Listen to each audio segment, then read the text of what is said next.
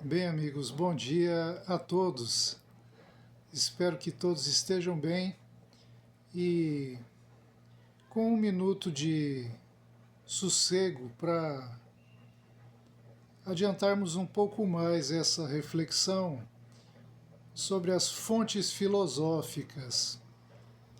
Então, estou focado nesses dias na origem da filosofia grega. Na verdade, a origem da filosofia na Grécia. E quando nós vamos estudar o fenômeno do surgimento dessa filosofia entre os pré-socráticos, nós vamos observar que a história nos conta que houve uma ruptura com o movimento anterior. E esse movimento anterior é chamado a mitologia grega. E os primeiros filósofos assim considerados surgem numa ruptura com a mitologia, passando então a inaugurar um tipo de pensamento completamente novo para aquela época, pois a mitologia vinha trazendo explicações mágicas, explicações dotadas de simbolismo, de metáforas, de alicerces em um mundo onírico, um mundo sonhado. E então surgem alguns filósofos propondo uma reflexão racional.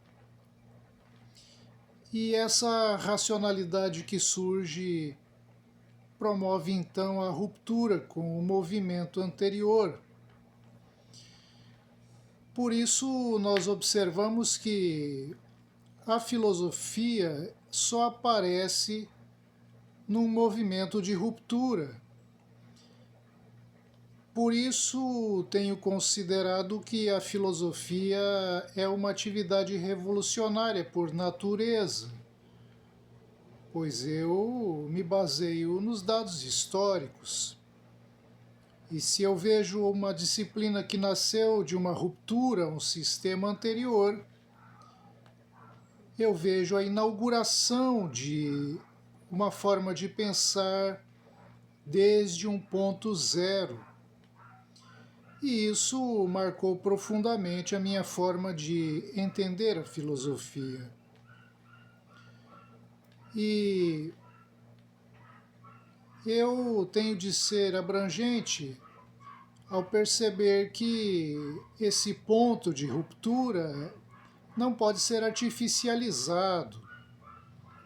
Ele não pode ser encenado, pois a filosofia é um movimento por inteiro, é um movimento de reação a um estado de coisas inaceitável. E isso não pode ser artificializado, isso se faz com o corpo inteiro, com as emoções inteiras, com o ser inteiro.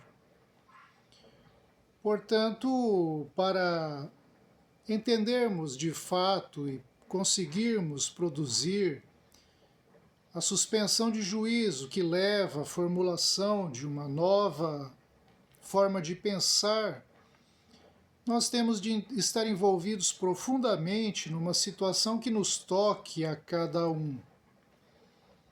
Se isso for feito apenas intelectualmente ou visando um estudo histórico da coisa, o resultado não é o mesmo. E por isso cabe aí a perspectiva, a circunstância onde cada um está inserido para poder compreender o que é essa paciência, essa aplicação em determos-nos, em pararmos e passarmos a averiguar tudo de novo. Passarmos a averiguar profundamente onde estão as raízes do raciocínio, as suas ligações com a materialidade, com o que se chama de fatos, ou com a realidade.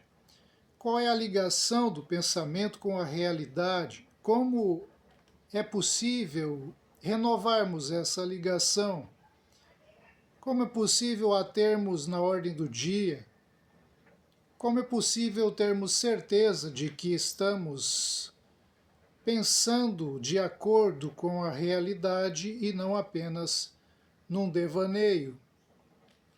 Então, a filosofia se desdobra em muitas questões quando passamos a tratar de algumas delas.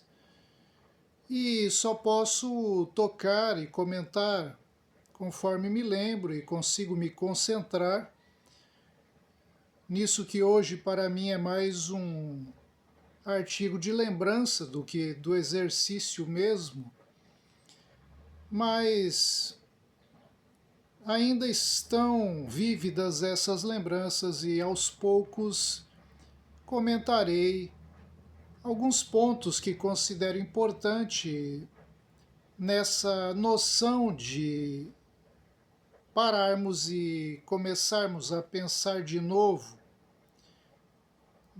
procurando entender o que é essa ruptura com o estado de coisas anterior e como é possível nos aproximarmos, ao menos, de uma tentativa de nos acercarmos de alguma fonte para o pensamento, de algum lugar original, de algum primórdio ou de alguma originalidade que nos dê, nos traga segurança de estarmos colados, afim,